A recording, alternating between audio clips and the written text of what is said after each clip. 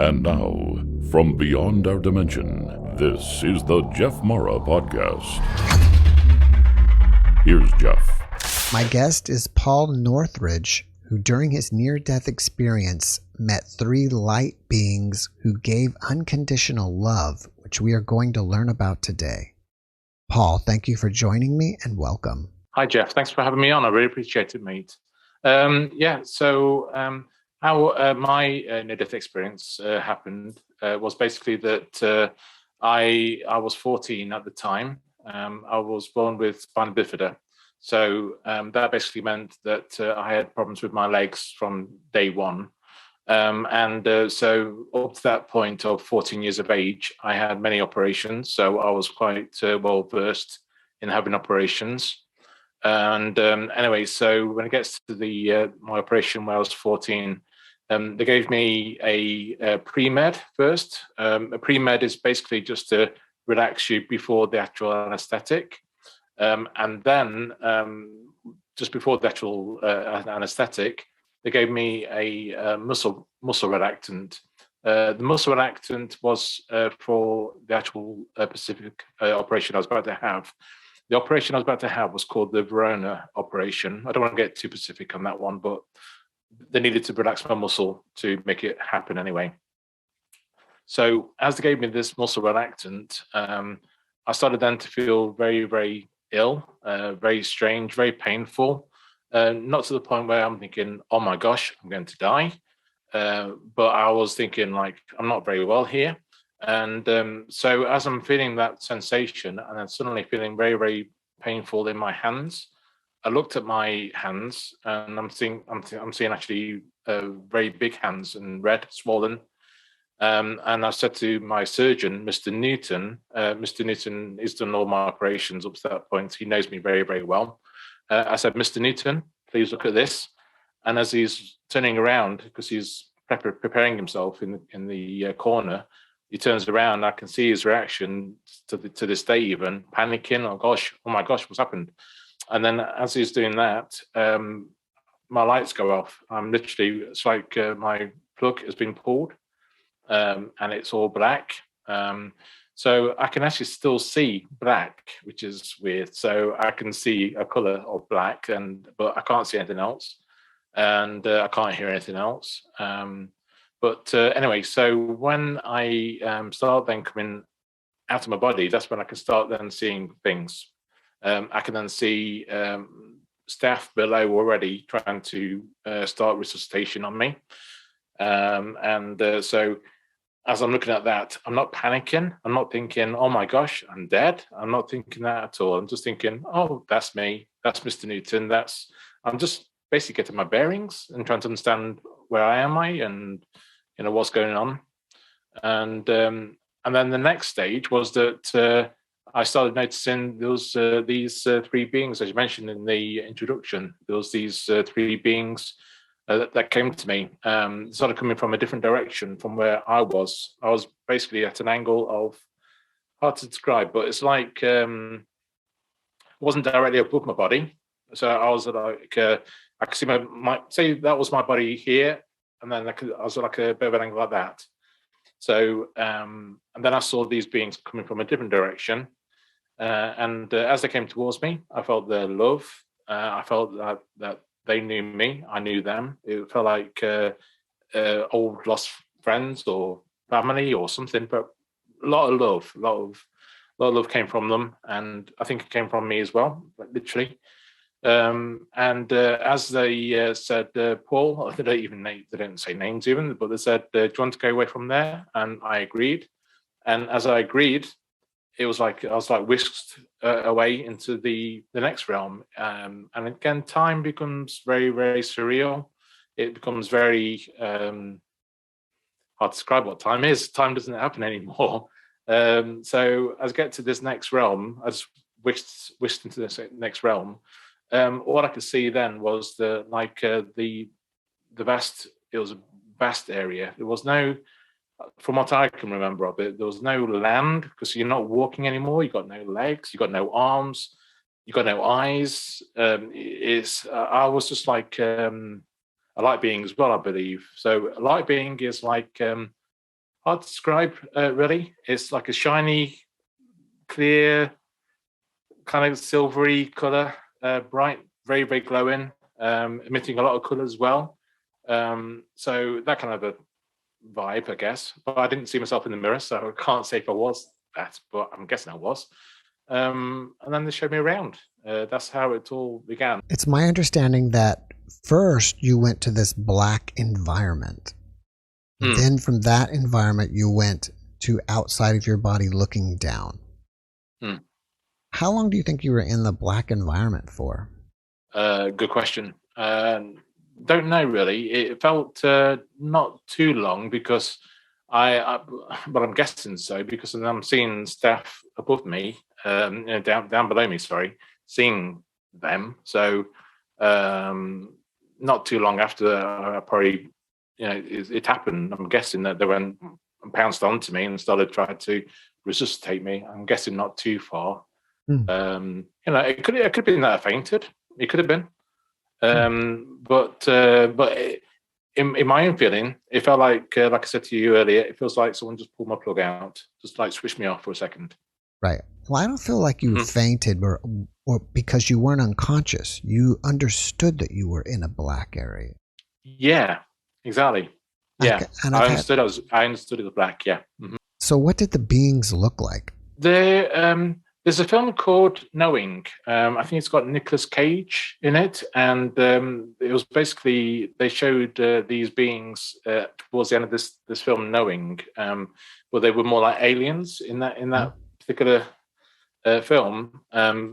So it wasn't what I probably saw exactly, but very similar. And then there's also a very good painting called The Eternal Spirit, and it's by a gentleman called Lloyd Canning, a very good artist in the UK. And I've met him, and he's showed me this painting. I'm thinking like, yes, that's what I saw. So it kind of like sparked my memory of how I saw that being. All right, I haven't seen either one of those. Would you say that they were translucent? Yeah. Beings, ghostly, but lit up or illuminated? Yeah. I think we could almost like evolve into like balls as well. We could we're more fluid as a soul, I think, because I can remember also seeing them actually flying as well. There's no land, there's no sky, so you can either float lower down or you can fly higher.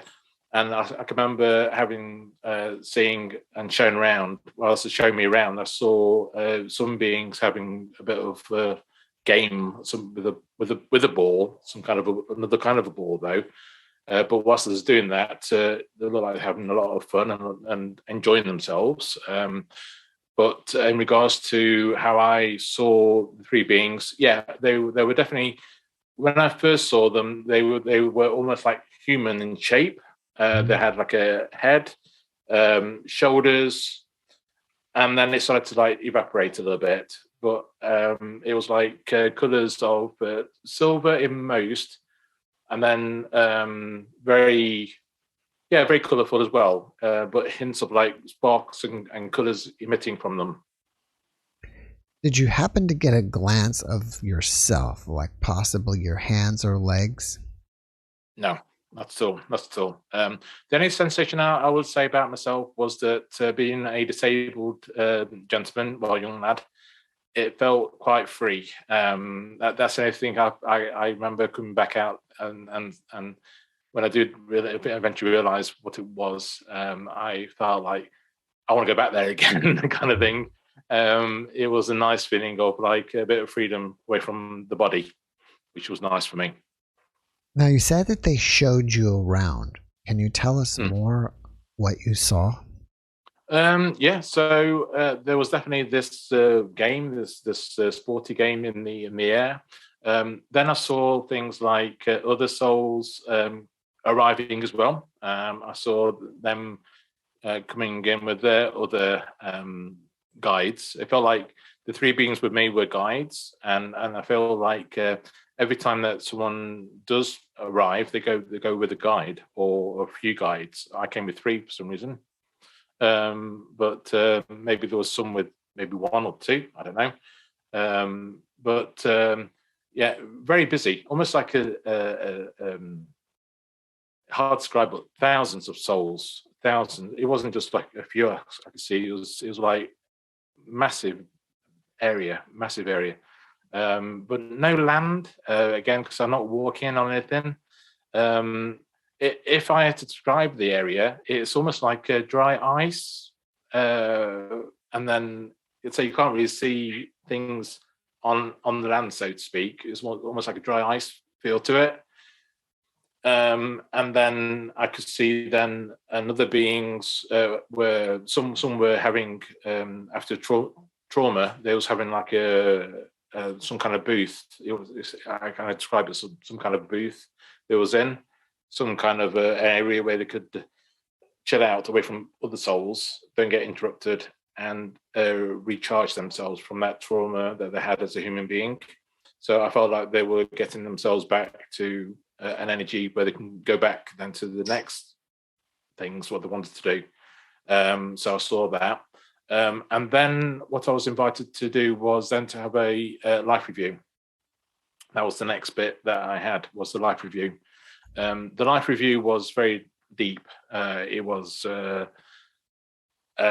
it's almost like sitting in front of a well, but again, it's not a well. It's hard to describe. Again, it's not what you normally would. I can only just associate it with it. Some people say it's like a TV. Some people say it's a well. It's a very like a watery look at the start, but then as you're looking into the watery look, then it goes into like proper pictures that you can see. You know, you're not looking at it like a reflection or anything like that. But then I could see then everything and anything and everything in one go. It's like, again, time doesn't become relevant again. I could be past, present, future in one go. That's where I was. And so in the present, I could see my parents. I could see my parents in the kitchen. And whilst they was in the kitchen, they were I could see their thoughts. There wasn't talking necessarily to each other, but their thoughts I could feel. I could feel their thoughts saying, "Oh, Paul's having this operation. I wonder how he's getting on," kind of things in their heads, and yeah, things like that. And then I saw past. I could see in the past. I could see things like bullying, because I was bullied a lot in school, and also I could see why they bullied me. I had a bit of like a intuition and hearing their own voices of why they were bullying me, and their torment, their issues, why they bullied me. And I'm not saying they shouldn't have done it, but I can understand why they did it. And also when I was being bullied in school a lot, I wanted to turn the tables a little bit and become the bully for a short time. I didn't do it for a long time. I'm it's not something I'm proud of, but I'm honest.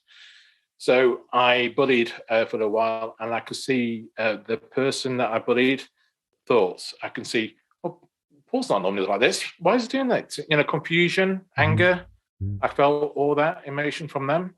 So I could see that as well. So, and it's not like a telling off. It's not like you did this, don't do, it's not like a parent to a pupil. It's not like a real chastise moment, but it's a feeling of like intuition, like you did wrong, and you're learning from it. It's that kind of a telling off. Yeah, and then in regards to future, in regards to like previous experiences, I actually saw previous lives as well. So I saw previous deaths. So the previous deaths were like a packet of cards.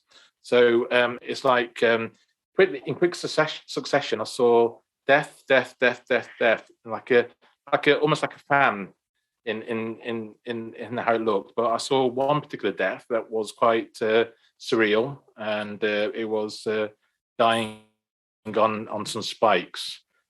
So that was quite an oldish looking death, like a Greek, Roman, whatever. I saw that. And what else did I see? Then I saw future. and I didn't realize it was future because I'm 14. I didn't realize it's about my future. So what I saw was things like driving, and I didn't realize that a 14-year-old lad like myself, disabled, I didn't think I was going to drive, to be honest with you. I thought I was going to be taxied around. So I saw someone driving and really happy to be driving. But eventually I did learn to drive. And yes, I was very, very glad and very happy to drive. I can, I'm excited to drive. So I felt that emotion. Also, I saw things like Russia. I flew over Russia a lot. I could see like visions of like Kremlin and things like that. And I'm thinking, when I came back out from it all, I'm thinking like, what the was that? I don't know. But I didn't understand why Russia was so connected until years go by. I saw a future death even. I saw myself or a person. I saw a old man, and he was on a bed. It looks like it's in a flat. And right next to me was one lady, and one other lady was on the other side of the bed. And it feels like it could be my wife, it could be my daughter. And so, but I didn't recognize that until now, until this point, really. You mentioned that you saw people arrive. So 2 questions about that. How did they arrive? Did they just materialize, or did they come up from the bottom of the dry, icy smoke and then just appear? And then 2, how did you know they were arriving? Was that just a knowingness? Knowingness. I'm gonna guess. I'm gonna guess with that. It felt like maybe a lot of it's quite intuition as well. There's no words coming out either. In this point, we're very telepathic. So I could feel what the beings are feeling as well. They could feel what I'm feeling. We're communicating just by some kind of form of telepathy. So I'm going to guess with some kind of form of knowing, but they're also talking to me as well. And they're like saying to me, there's, this is this is that. And they're trying to like describe what's happening as well. And I think there was some kind of like awareness of like, yeah, these are souls arriving, and as they do come in, yeah, it is almost like they're coming through the dry ice type of thing, and then onto the same level where I am, type of thing. Yeah, upwards. Yeah. When you saw the people in the little rooms or whatever getting treatment for their trauma, was that also just a knowingness from seeing that happen? Again, it's more like the telepathic communication going off and describing it to me, saying, please do not go near this soul as well. This one's had trauma. So I'm like, okay, I'm not going to bother. So don't worry. It's almost like, just don't just leave that one. Okay. Yeah. During your life review, when you saw your past lives and you saw deaths over and over again, did that provide you any spiritual or therapeutic benefit? So, regards to reincarnation, when I saw the previous deaths, I felt like reincarnation exists, and I'm not scared of dying. And it feels like I've lived many, many lives, even to the point where I've got to be disabled. Some people are thinking like, when they're disabled, why me? Why, I'm feeling more like my soul's evolved to this point, and that's where I am. Just witnessing those deaths again, did it somehow give you some kind of spiritual release? Let's say, for example, you are afraid of the water. You don't like swimming. And then you happen to see, oh, I see this life. I drowned before. Now I understand why I don't like going swimming in the rivers, the lakes. Yeah. I don't really feel like I have a phobia in this particular life. So I don't recall anything like that. I don't have a fear of wooden spikes. Mm-hmm. But it's things like just like I say, awareness of previous lives, and like I say, I'm not scared of dying. I kind of like live my life like my boots are firmly on, and I'm just going full with it. I'm just trying to do the best I can Yeah, I don't have phobias, and I don't have a fear so much, if I'm honest with you. Are there any other things that you saw in your future that have come to pass? Yes, some very strange situations that's happened to me since that. So when I saw future, I saw myself living in a particular house and getting to the point where I was really down and depressed, and I didn't understand who it was, what I was seeing, and I didn't understand what the purpose was when I was having this vision of myself in the future. And I saw in this house that I got so depressed that I thought about doing something stupid and basically killing myself. Anyway, so when I get to this point in my life in real, I get like this memory coming back to me saying, Paul, do you remember this near-death experience that you had and this memory? Yeah. This is like the communication going off in my head, and I'm saying no, actually I don't. And so this what I was doing, like drinking alcohol too much at this time, and all this kind of stuff. I then thought, no, I want to stop. I'm going to start, getting less and less alcohol, and I became better and improved. Do you feel now that everything has already happened, the past, the present, and the future? I got a feeling that's a good question, because I still wonder about it as well. I think there's certain things are mapped out, and I feel that some certain things are still like paths that we can choose to or not to. So it's like, for example, we've got like 3 roads ahead of us. We can still have a choice, but one of those roads will lead us to a good way, bad way, medium way. I don't know. So when I had this, like, Paul, you're drinking too much and you're going to do something stupid.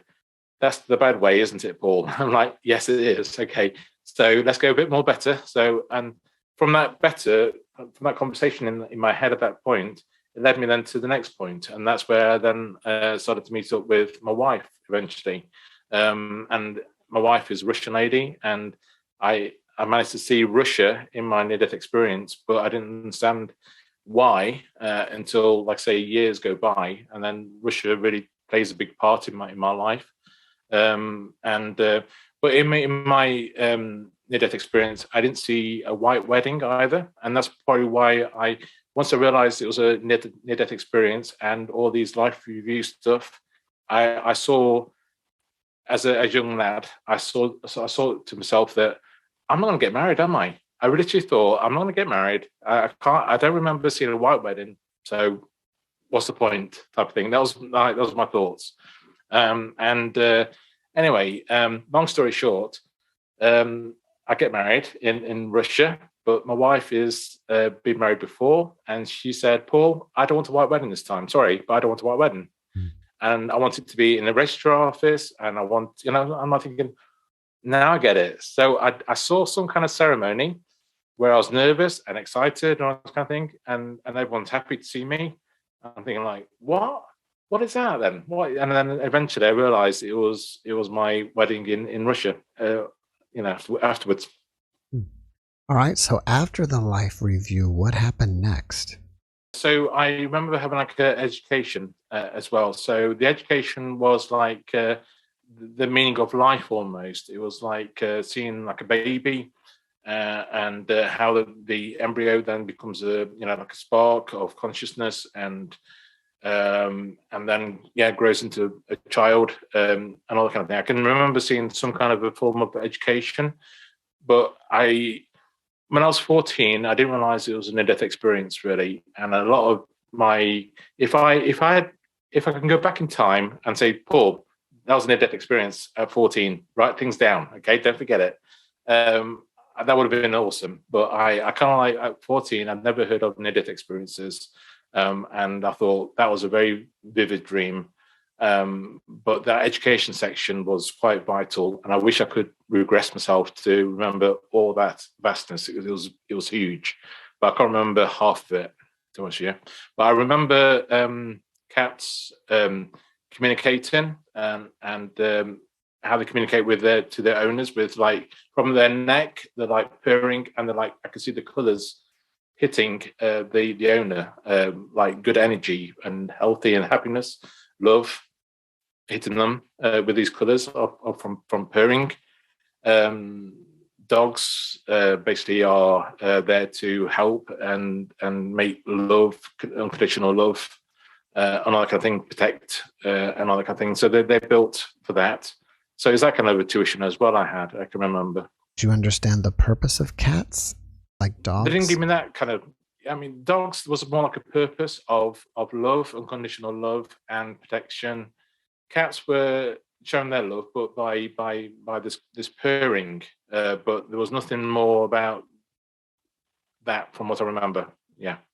When you saw the embryo and the baby and the spark, do you feel like the consciousness of a baby happened at conception?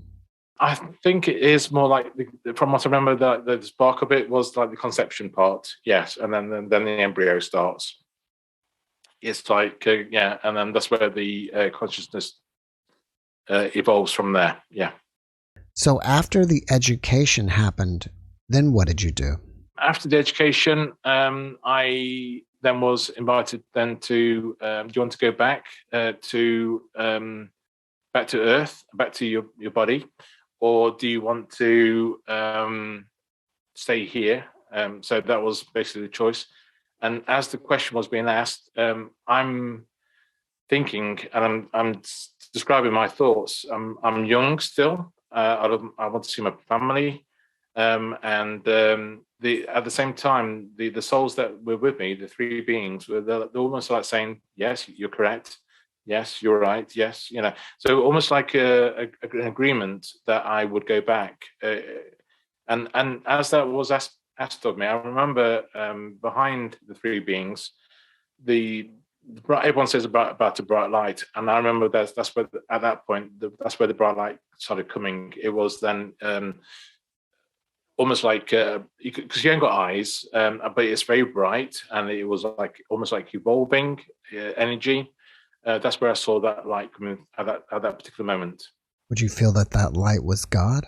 I felt it was like a portal to the next point. Mm-hmm. So I felt it was some kind of a portal. I felt it was like either I go back or I stay. So the portal was then the bit where I go back to being Paul again, really.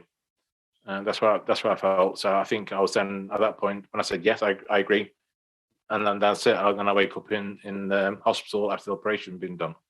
How did your life change after the experience? I was born religious. I was born Catholic. My mum's Catholic, so I was born as Catholic. The only thing is, when I get towards like 12, 13, I started to think it's not really for me.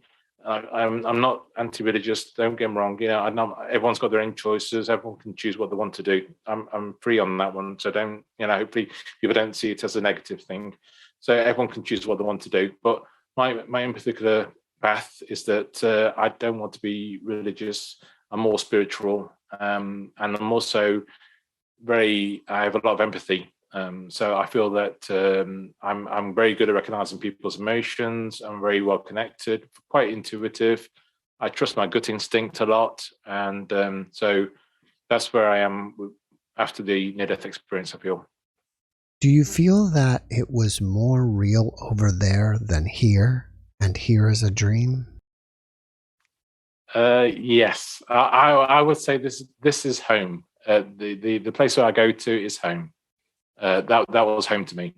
Earth is like a learning place. I feel that this is a planet where you learn a lot of things. We, as a soul being, we are perfect. As a soul, we are perfect.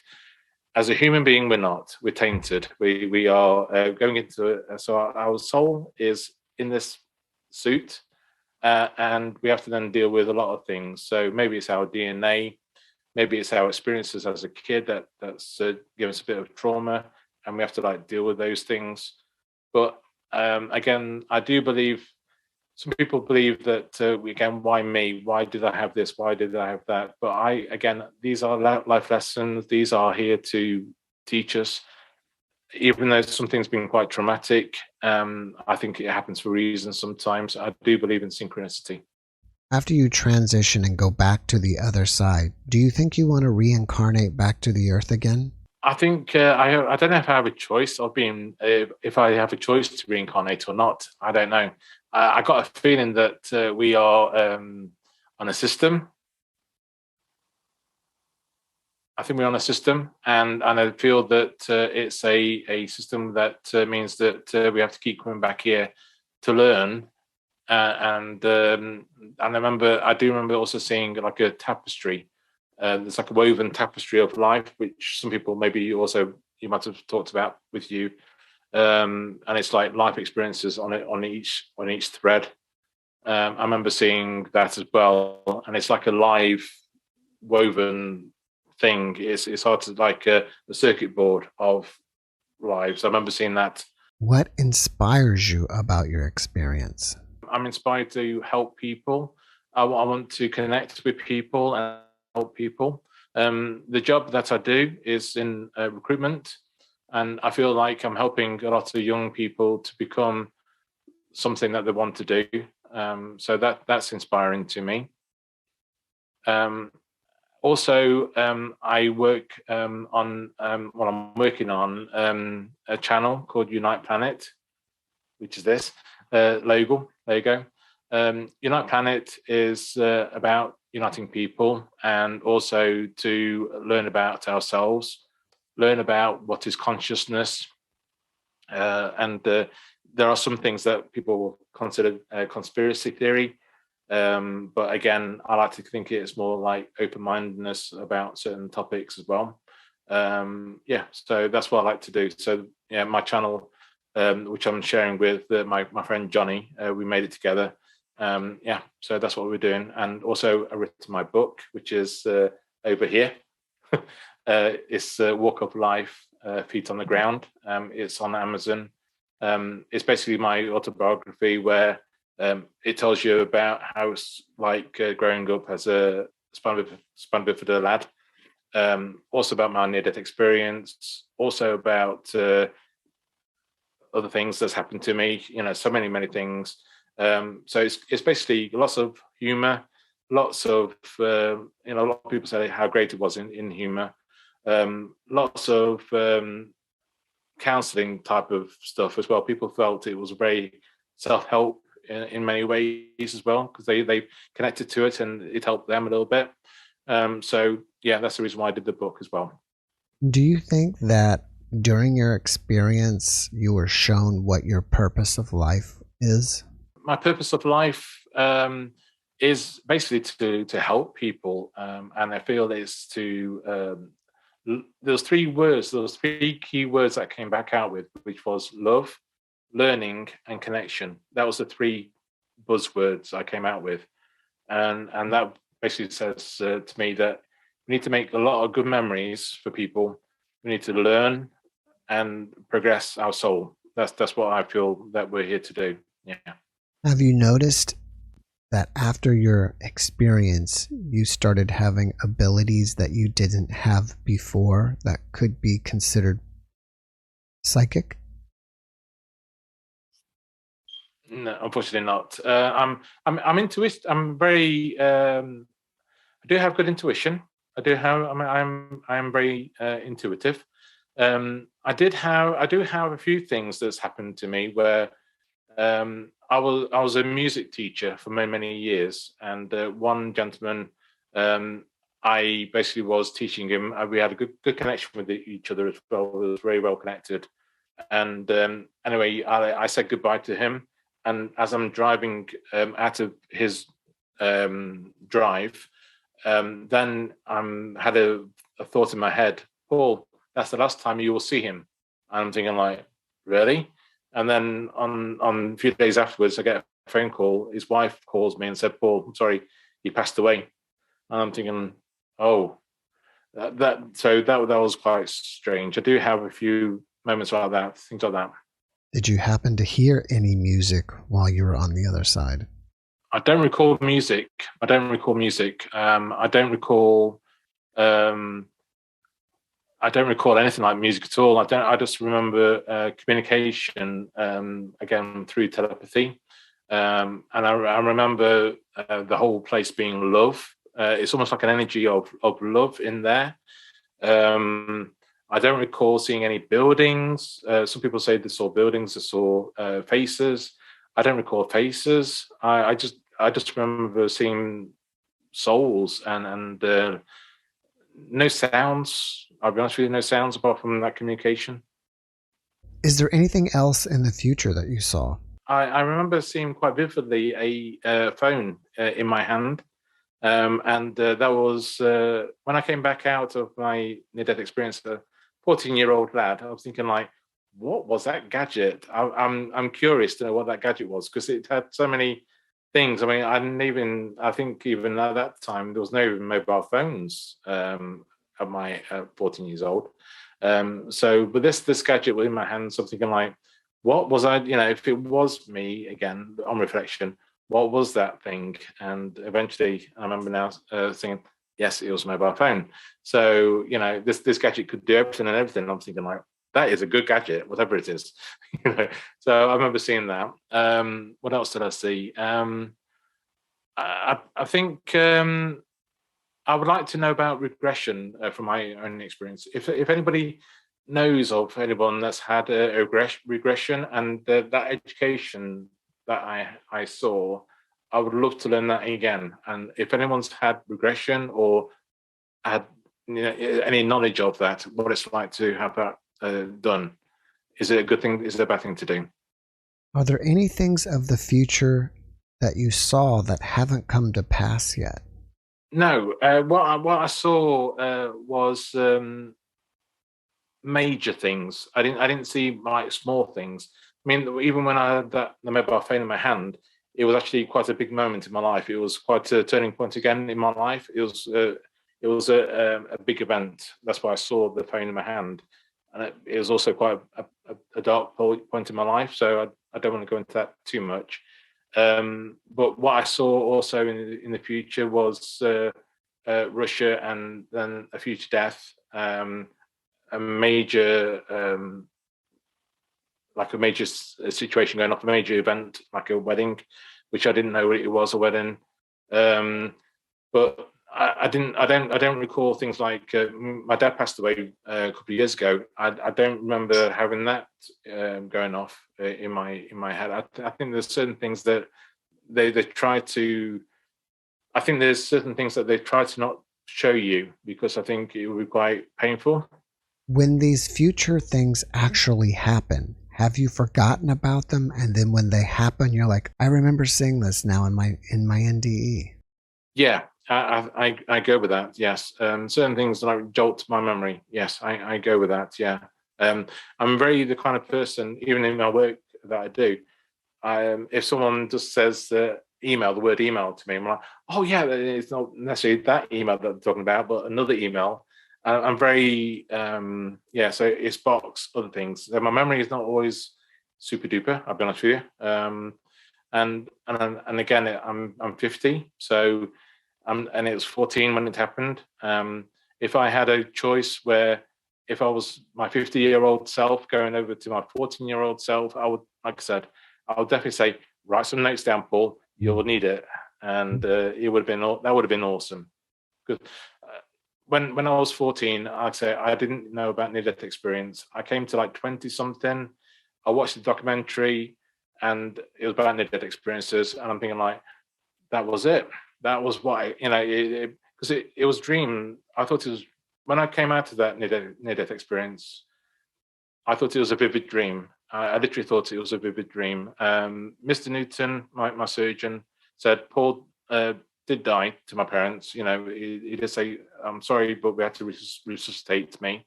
So that was a conversation that had to go off, and I was there when that happened. So I knew that it definitely stopped my heart. A big red sticker had to go onto my folder. So the vivid dream, that was my thoughts at the time for about a decade. And then I watched this near-death experience documentary and realized actually, no, it wasn't a vivid dream. It was a reality. It's probably good that at 14 you considered it a vivid dream, because it may have kind of, gave you some trouble with your life at that point or at that age. Yeah, it must have been hard to take and understand. And I think my 14-year-old self wouldn't have understood it, most of it, anyways. And then also to see the future and to actually recognize that was my future. And yeah, it would be some of it would have been quite dark and scary as well. It might have really scared me as well to see some of the things I saw. All right, Paul, I'm going to switch gears with you. Now, Unite Planet, that is your YouTube channel, or can you tell us more about it? Yeah, so Unite Planet, all it is basically where we would interview guests, mainly. We interview guests about near-death experiences as well, consciousness, conspiracy theory, which I don't like to use that term, but I like to think more about education, thinking a little bit more about what we do know, what we don't know, learning about ourselves. That's what, again, near-death experience is. And basically, we also use a lot of humor in our videos as well. We put comedy videos on, and we also do road documentaries, where we go off to places and film where we went to. So we do many different things. We try to keep it quite broad. And even one recently I put on where I interviewed a gentleman about, he's a book reader and he likes to do blogging about his books. And that was recent. That's a recent one. So, so we try to be a bit, keep a bit of variety going. So yeah, we're on YouTube, we're on BitChute, got a Facebook page with it as well. What about your book, Walk of Life? Can we find that on your website or Amazon? Amazon, yes. We don't have a website yet, but we can get it on Amazon. Goodreads is another place where people can get it from. And there's also on Facebook, I've done a author page where you can contact me as well if you wish to contact me. So the book was really inspired. I did it when I was about 41, and it was more inspired to help people. I did it really just to really help people. That was mine. It's not about making money. I'm not, I think you might recognize it from a lot of near-death experiences. I'm not about materialistic things. I'm not materialistic at all. So it's more about helping people. And so my book was really solely that, and also to make people laugh as well. I don't want people to think, oh my goodness, this is going to be, death, suicides, and near-death experiences. It's got to be funny as well. And people said, Paul, it's so funny. So that to me was, really, really good. All right, Paul, before we finish up, can you leave us with one last positive message? Yeah, so my message to people after my near-death experience is definitely to love, learn, and connect with each other. Throw away your labels. We're not white, black, all these other things that we have labels that we identify with, but we're here to we're just an eternal soul having a human experience. So, let's connect with each other and love each other, and let's not fight. Paul, thank you for that message, and thank you again for joining me today. I really appreciate you, and I wish you the best. Oh, thank you. I'm sorry about the internet. I do apologize, Jeff. But thanks for having me on. Yeah. Thanks for having me on. Sure. Thanks for watching the JeffMara podcast. I really appreciate you. Another way to show support is through YouTube memberships. And if you do, there are loyalty badges and other perks depending on your level of membership. All you need to do is click the join button underneath the video to find out more. Thank you for your support.